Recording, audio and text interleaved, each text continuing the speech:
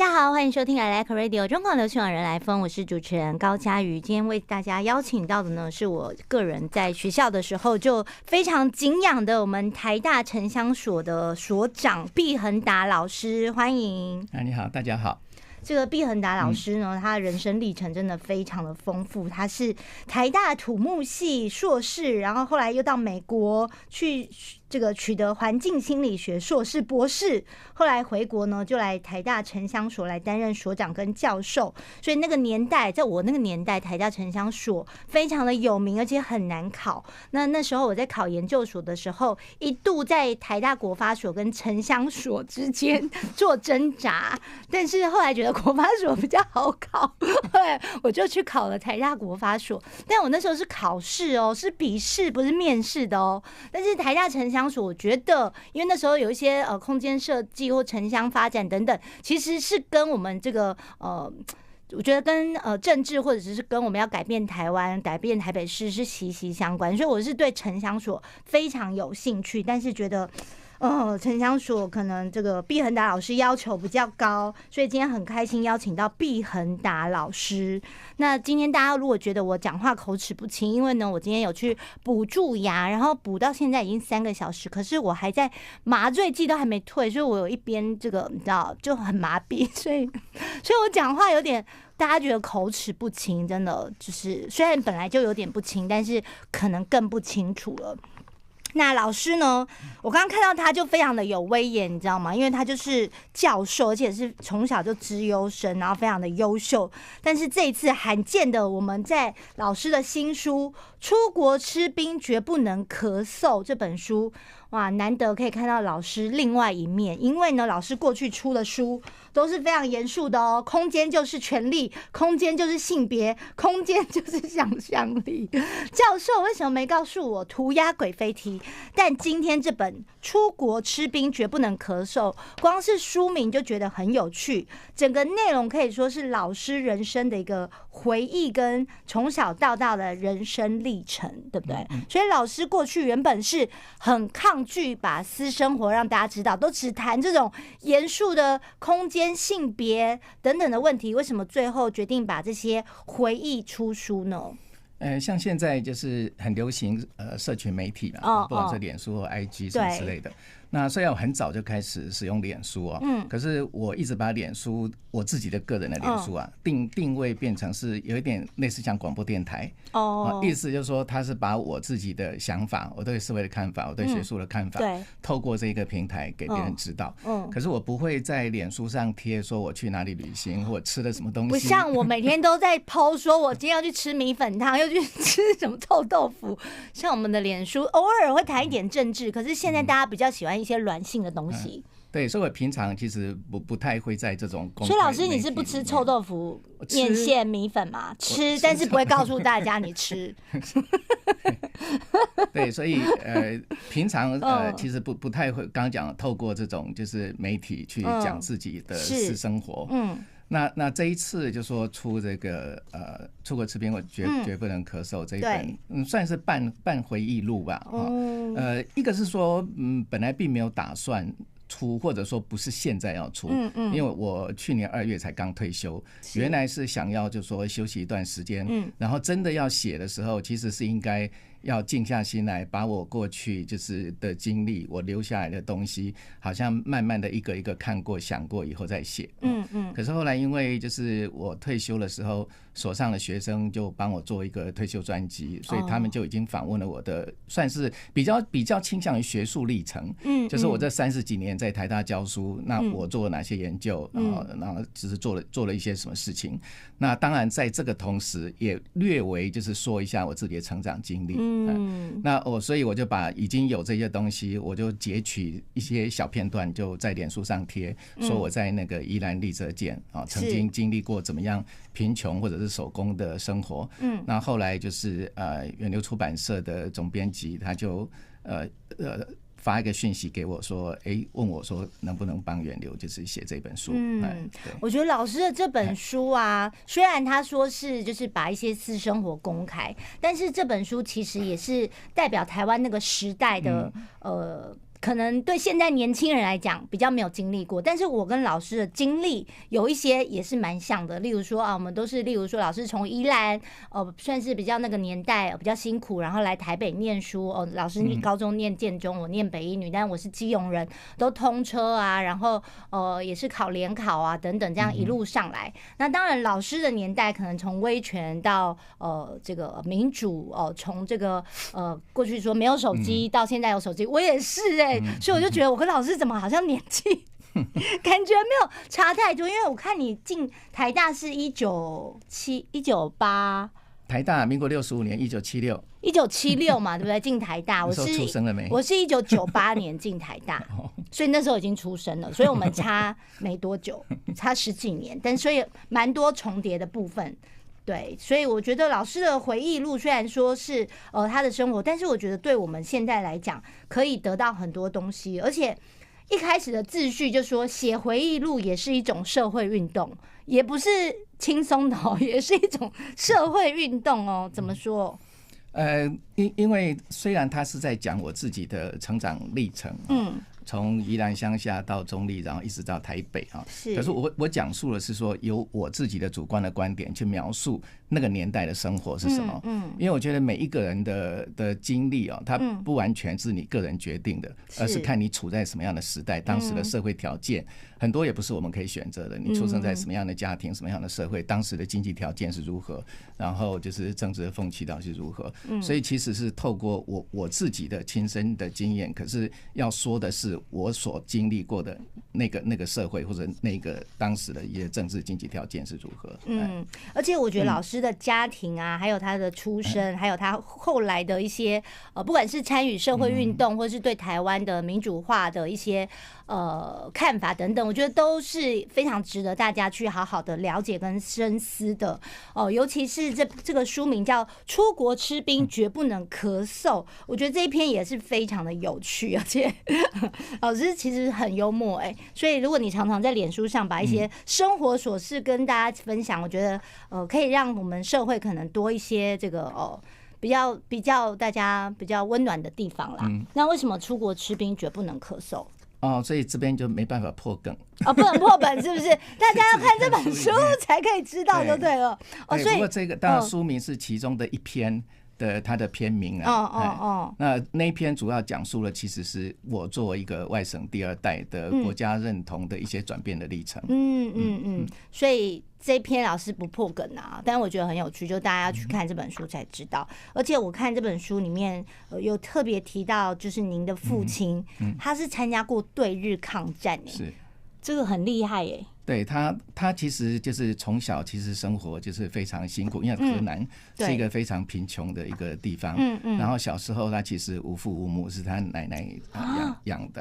前几年所以他其实10几岁的时候，因为抗日战争的时候，所以他就已经离家了，去念读一个他们叫难童教养院，也就是专门为了那种就是因为战争而父母死掉的这样子的小孩子，所以在这边念书。然后后来念初中完了以后，可能到高中，就那个时候民国33年的时候，那个蒋介石就是号召10万青年10万军，他是其中之一，对，就参加。然后参加青年军之后，他其实是跟着孙立人的部队去缅甸打仗。哇！然后身边的同袍死伤无数。那时候在缅甸就是那个金三角那边留了蛮多，就是我们那时候去的一些遗族。后来他们好像听说住在那里，但是如果你想要取得中华民国的身份，有一些当时还是可以的，就是有一段期间可以让他们，就是包括泰国、缅甸的那时候有一些人，那个叫做什么孤军嘛，以前有部电影对不对？异域，他是战争结束之后，他又跟着孙立人的部队到东北去接收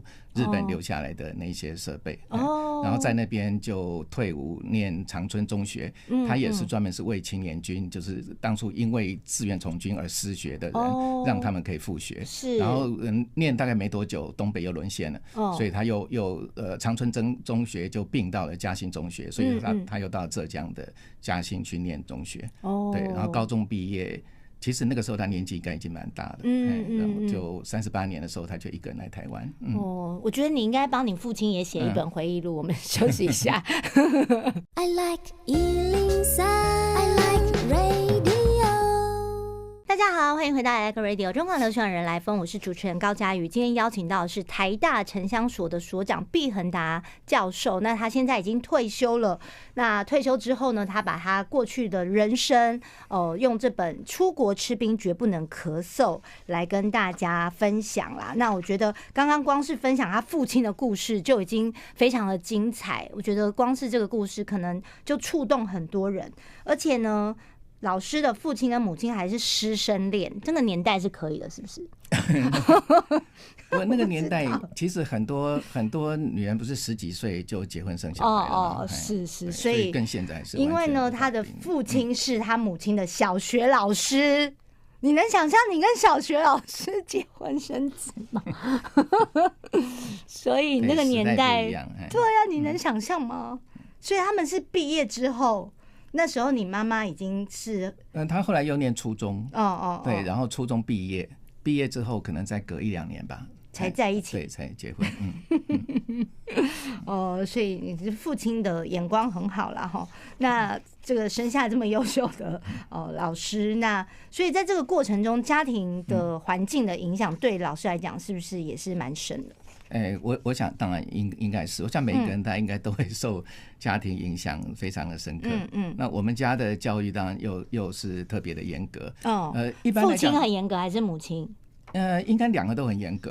对，我妈妈应该是说她就是学了几个月的洋裁，所以他就自己就开始就帮别人就做衣服，就是等于是负担家计，所以他其实从早到晚根本就忙得很少时间，可以譬如说陪我们做功课啊，做什么事情，其实他是非常忙，对，那我父亲当然管教也是非常严格，对，所以我书里面有举一个就是其实很普通的例子，就是到隔壁老师家去都认识，因为我们住在老师的宿舍，然后去他家跟他的小孩聊天，老师送我一个橡皮擦，回来就被痛骂一顿，就说无功不受禄，不可以随便拿别人的东西。那真的是很严格，马上拿回去管。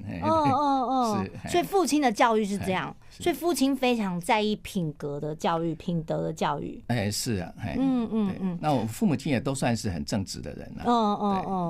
而且老师感觉就是因为书里面提到你是从小就是乖乖牌，但是又有温柔跟反骨。我现在看起来老师感觉就是一个你知道非常很正经的人，严肃。老师，你有幽默的一面吗？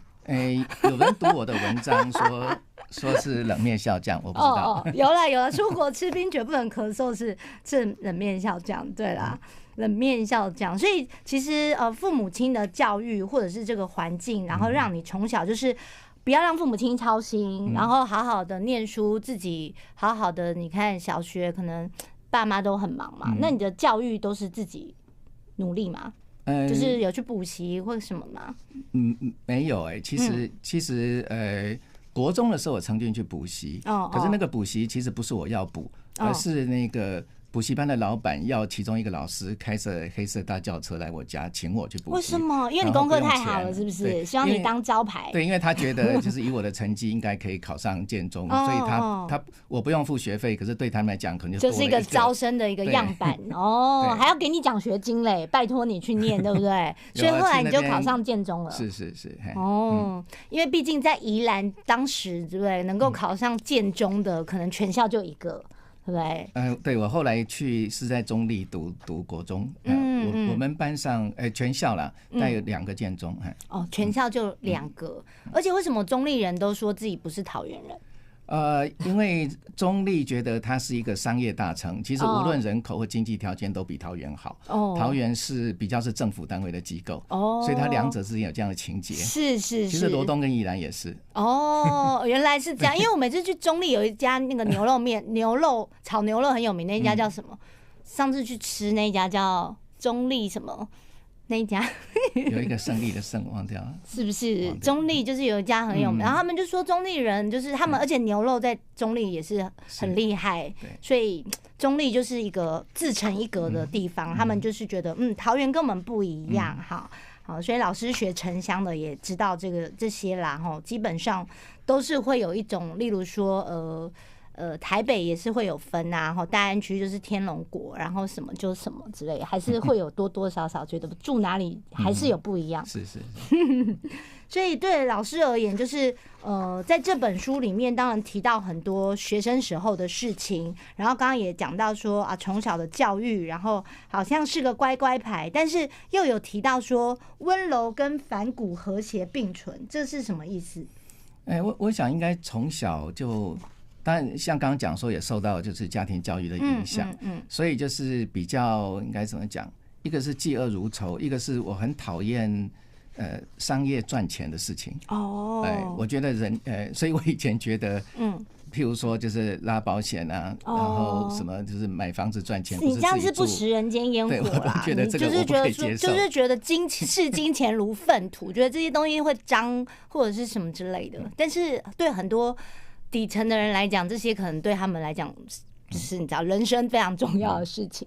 对，所以好像从小会比较关心公平正义，或者比较关心贫穷的这个阶级的人的生活到底是什么。关心弱势当然是一件好事，但是怎么能够真的帮助他们，这个很重要。所以老师其实虽然是城乡所，但是其实另外一方面，在社会运动还有对于关心社会议题，一直都非常的付出很多努力这样子。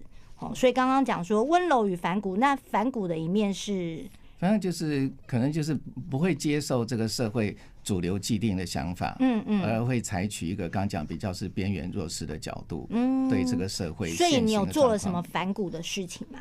反骨的事啊，没有想说我做的这一些，譬如说在空间与性别上面做的研究或推动的一些运动，可能也都可以算，还有包括家庭环境啊，因为毕竟父亲早期对不对是经过对日抗战，这个10万青年10万军，但是回台湾之后，在那个年代的教育都是比较像什么我们国发所早期叫三民主义研究所啊，或者是早期的一些党国教育，多多少少也是会有一些影响。可是那时候你就开始。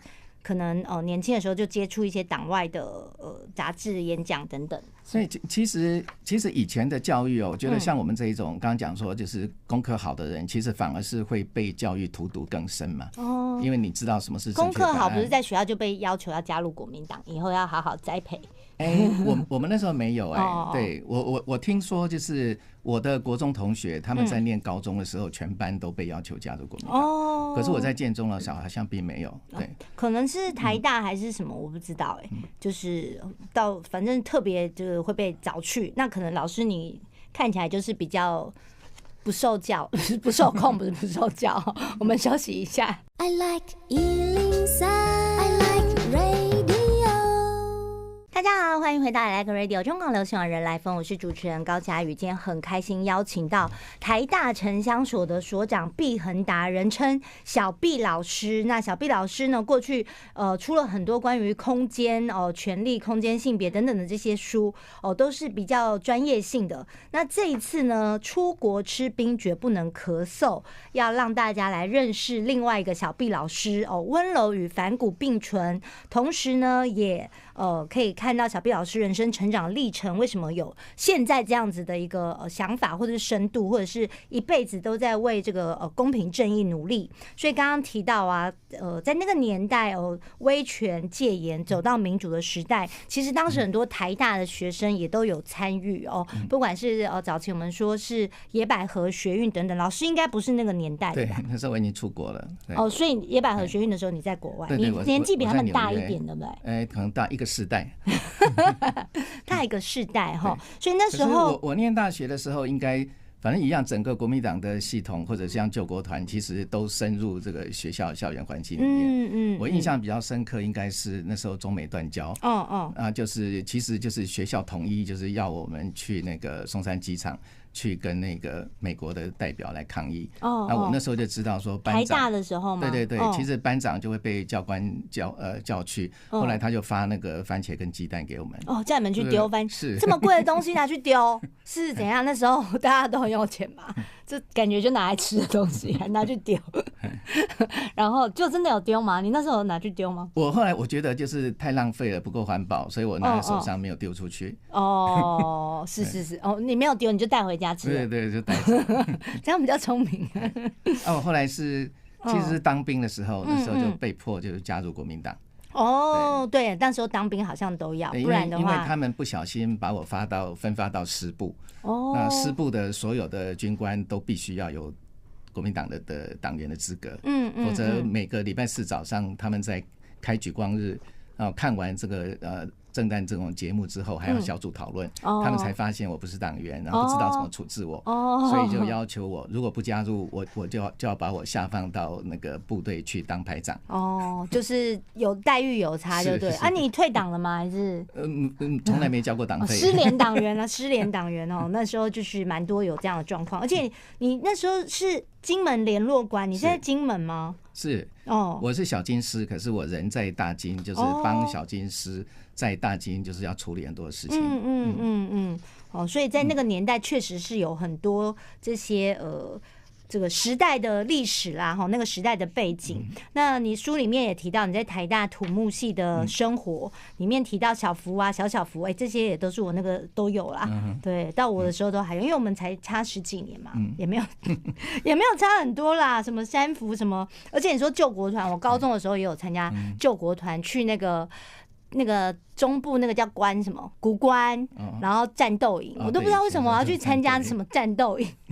我同学到底在干什么？北一女的同学，然后叫我暑假去参加战斗营，然后我们去战斗营体验当兵的生活。我根本没事找事做啊，然后在那边一大早就要起床操演，然后还要折棉被，然后还要这个什么吃豆腐，不是吃豆腐，折豆腐，然后早餐就是吃馒头什么，然后还没跑操场，然后洗战斗澡。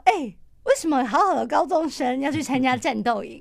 我那个同学，我到现在都还对他耿耿于怀。而且你知道更离谱的是什么？他竟然跟战斗营里面的阿兵哥谈恋爱，就是回来还在那边写情书干嘛的？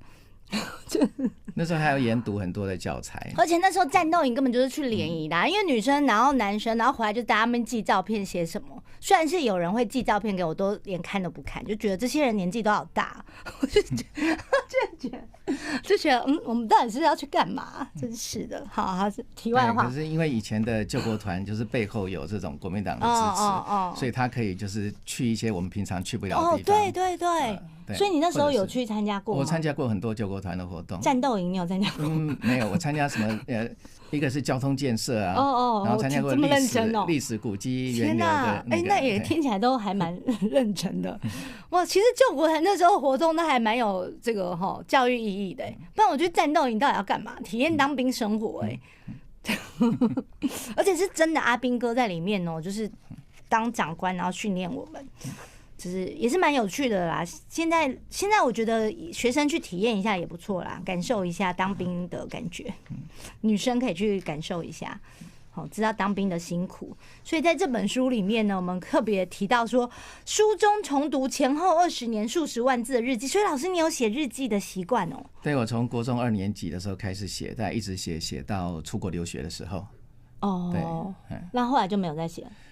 对，后来回国教书就大概应该也没时间了吧。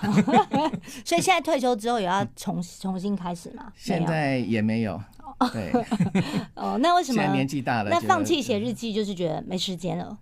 那个时候是没时间，可是现在觉得就反正日子把它过好就好了。不有些事情不需要记得这么清楚，就是遗忘总比这个记得好，遗忘比较快乐，是不是？所以你那时候重翻你以前的日记，没有很多感触吗？说原来有这么多事情我都忘记了。所以对，确实，因为有几段像出国或者当兵，我甚至忘掉我曾经写过日记。对，我以为没有，真的假的？对，所以后来一看，哇，怎么以前写的那么详细？连这个，因为写完之后就是放着嘛。对，那当然随着搬家也都有，可是就是放在抽屉里面。我们平常不太可能会说特别去翻以前的日记来看。是。对，那这一次是因为要写书，所以才从第一个字看到最后一个字。这么认真在看是我一定要知道，就是说那当时到底实际上是发生什么事情。20年的日记要花多少时间看？因为我大概这本书写了4个月的时间，就一面写一面看。那很快4个月。我大概写的时候，其实有的时候我会刻意先写，就是凭着记忆先写一遍，写完之后再去把那一段时间的日记两者之间再对照，然后也许会修正，也许我会对照一下说我以为怎么样，结果发现其实是怎么样。所以这个写日记要小心，如果有一天你是名人的时候，像现在蒋中正的日记就被翻出来了，所以大家要小心。就是有些可以留下，有些可以销毁。我们休息一下。I like 103, I like radio。大家好，欢迎回到 I Like Radio 中广流行网人来风，我是主持人高嘉瑜。今天我们邀请到的是台大城乡所的所长毕衡达教授，那他现在已经退休了啦。这本新书叫《出国吃冰绝不能咳嗽》，跟过去他比较专业的这些讲空间、性别、权利等等的比较不一样哦，是他过去人生的一些回忆，还有他的人生的养成。那当然呢，他很年轻就当台大城乡所的所长哦，因为他非常的优秀哦，很年轻就出国，又拿到博士，所以过去曾经有人质疑你说这么年轻小朋友小孩子你就当所长，在台大那个充满你知道大家学术大家都非常优秀的这个地方，会不会觉得有点压力，或者是当然会有了，因为我刚回来1992年的时候回来的时候，就是当时的所长就是决定他不续任，所以等于是我回去一个学期，那就是刚好我要去考国发所、考城乡所的时候，你就在当所长啊，因为我是2002。2002那时候你在当所长吗？没有，我当到1999。但是对啦，但是你那时候在我考之前，毕衡达的3个字都在台大是很有名的。城乡所就夏祝久跟毕衡达嘛，就这2个嘛，还有别人吗？我不知道，其他人我就没印象，是吧？不能这样说。好，老师你继续，你说你回来之后，然后对我就说一回来一个学期，大家就一直在开始讨论，就说那下一任的所长到底应该是谁？对，那不管是论学术、论辈分、论什么，照理说不应该是轮到我。对，可是就是想当的人可能会当不上，然后应该要当的人又不想当，然后就是要协调出一个就是能够就是愿意，然后而且能够被所有人所接受。那我们所里面其实学生的意见也是非常强烈，所以也必须要让学生觉得说这样子的所长人选是他们可以接受。所以那个时候他们考虑了一下，后来决定就是问我是不是有这样的意愿可以出来。所以台大也是蛮民主，还要考虑学生的意见。你看看因为城乡所在台大那时候算是一个比较新的所，对不对？比较思想比较前卫、比较进步的一个所，相较于国发所或者是其他所，感觉上就是一个比较有进步、理想主义的一个所，对不对？算是嘛？对，因为我们所就是参与了非常多的实际的社会实践的东西，所以很多学生其实也除了念书之外，有很多参与社会运动的经验。所以他们对于自己在就读的系所，当然也会很强烈的发表他们自己的想法。所以对这个所的学生也不好管呐，需要一个可以管得动他们的小毕老师。所以你那时候当上所长之后，虽然一开始有人说你这么资浅，对不对？然后才来没多久，然后就当上，但是后来确实也是做得非常好嘛。还好。对，当然我的话，我的好处是说，其实我跟学生的关系很好，所以就不会在所里面就跟学生发生冲突，师生之间就是比较没有问题。那跟老师这边跟学生之间相互的沟通，那我本来就是比较不是那种权威性的人格，然后比较希望什么事情就是用理解、用沟通、用说服的方式。是。然后另外一个是我也无所求，就对我来讲，这一个位置，我不会因为这个位置去换取什么东西。对，就是纯粹就是把它当做一个非常的服务协调的这样子的工作，所以事实上进行起来就还好。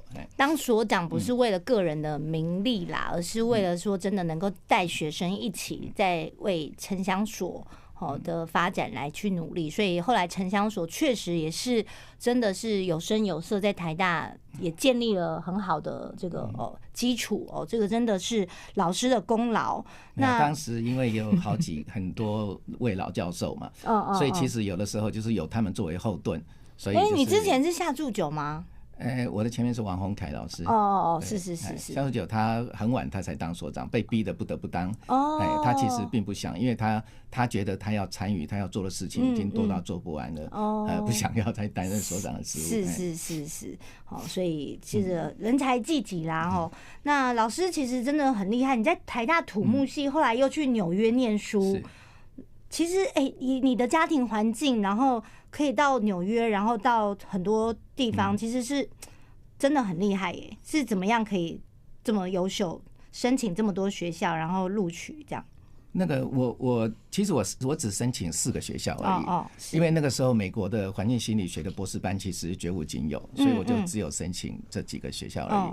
那后来会去念 CUNY 是因为纽约市立大学它其实是公立的学校，所以它的学费其实1年才3200而已。这么便宜啊！对，换算成台币，你看比现在的可能比台湾的学费还便宜。是。然后我第1年去的时候，他又给我全额奖学金，还免学费。所以其实我在那边念书，并没有花家里什么钱。可是生活啊、住宿等等这些，你有在那边打工吗？没有。对，就是他给我奖学金。奖学金就够你生活跟那个念书。那后来又有什么助教助理奖学金的。所以你这样算是人生胜利组嘛？虽然你的家庭环境小时候是很艰苦，就是环境可以说比较清寒嘛，是这样吗？对，那整个时代就是说大家都是比较对，就是物资比较匮乏的年代就是戒严威权呢，人家对不对这么辛苦在台湾从零开始，对不对？父亲漂洋过海来台湾，然后娶了我们台湾人的在地小学生，国中后才去结婚，然后你看就到美国去念书，拿到奖学金，而且当时夏祝久老师是你的学长吗？还是你的老师？他是我在念硕士班的时候，他就已经在那时候不叫城乡所，是土木研究所，所以他算是我的老师，他也是我论文的口试委员。然后后来他也去加大伯克莱念博士班，对，然后你们刚好一起都在美国念书。没有，我出去的时候，那时候他已经回来了，对，念完要回来了。所以感觉就是大家的关系都很密切，虽然他是老师，但是也给你很多的帮忙。所以你去念这个环境心理学，就是建筑跟心理学结合，这到底是什么啊？因为我们很难想象什么叫环境心理学。其实如果很简单的来讲的话，就说他一定关心空间，对，然后他一定关心个人经验，所以他其实就是在讲说，空间或者是环境怎么样影响到人的行为或者是经验，而人又如何去形塑或者去改造这个空间。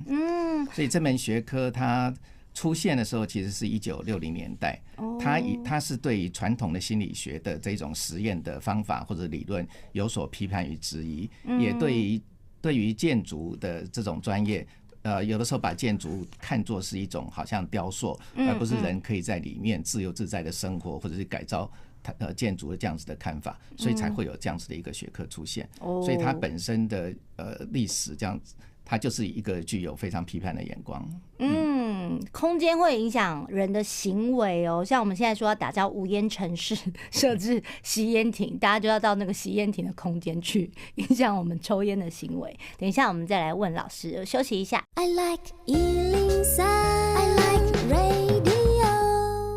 大家好，欢迎回到 I Like Radio 中广流行网人来疯，我是主持人高嘉瑜。今天很开心邀请到的是台大城乡所的毕恒达所长，那他现在已经退休了，带来的这本书叫《出国吃冰绝不能咳嗽》。那毕老师过去出的7本书，这是第9本书，过去全部都是专业知识性的，但是这一次呢，从老师的从小到大的人生历程有8个章节一篇一篇的让大家来去了解，不管是他的求学历程，在台大、在纽约或者是他后来怎么去做性别研究，或者是刚刚讲的环境心理学等等的这些过程包括走过威权戒严时代的那个生活其实都在书里面，让大家可以去重新回忆。或许你也跟毕老师一样这个从小就是在那个年代，然后有共同的经验，那所以看了这本书可能也会有很多的感触。那老师也提到说这是第9本，但是还会再有下一本。是还有好几本书写出的计划，目前已经有下一本的计划了。那未来计划都是会改变过去那种比较严肃的，现在要开始走向比较轻松，这个比较社会人文的关怀吗？其实也没有因为我接下来可能会有一本是要写涂鸦。涂鸦，对，我以前出过涂鸦鬼飞踢的书，那因为经过10几年了，因为累积了更多的对于涂鸦的理解，所以可能重新当做新书再写一遍。涂鸦也是一种艺术，也是反映一种社会的这种对于文化等等的。像美国有个很有名的一个涂鸦的鬼才，年纪轻轻就过世，跟马丹娜交往过的什么 B 什么的，大家知道我在讲谁？对。然后他是那个年代哇，他现在一幅画不得了了，他早期也都是在涂鸦，那就是反映那个黑人在那个年代被歧视啊等等，用文字把它图像结合，是真的很厉害。我另外可能目前想到了还有2本，其实非常不一样。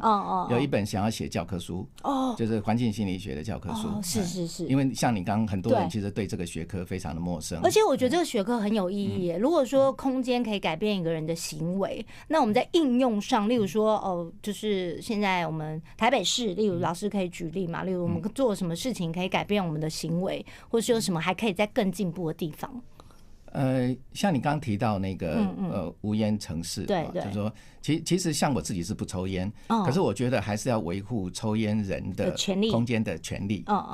所以我们现在的制度比较奇怪就是说其实它有2种空间，有2种策略，一个是禁烟，另外一个是设那个吸烟的空间嘛。可是台湾现在譬如说以台大的校总区来讲，它其实是一个学校一整个校总区当作是一个禁烟区。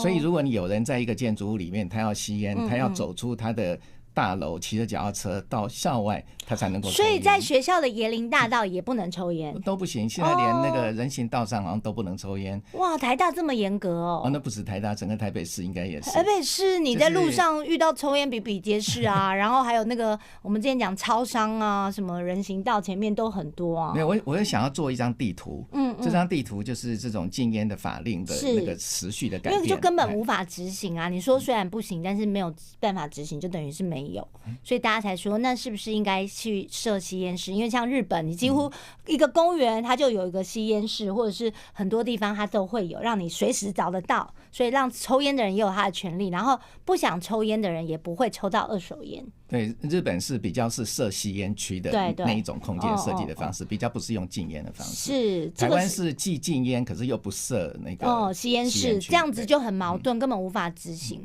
所以老师在说这个所谓空间心理学，这个就是其中一个，对不对？是。所以也是会认为说，未来如果真的要走向无烟城市，还是必须要设立吸烟室，才有办法真的落实。